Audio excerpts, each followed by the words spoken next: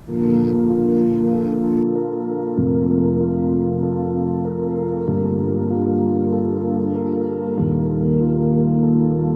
of Mexico could have a dead zone, also called the dead zone, a little more It's called dead zones.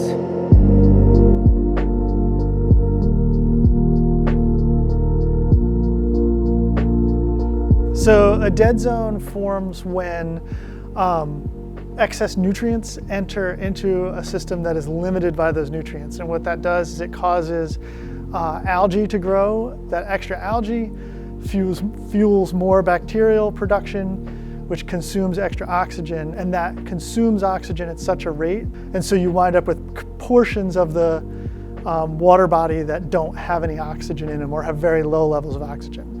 The animals that live in aquatic systems that we care about need high oxygen levels to survive. So they either die or they migrate out of the dead zone, the area that doesn't have the oxygen.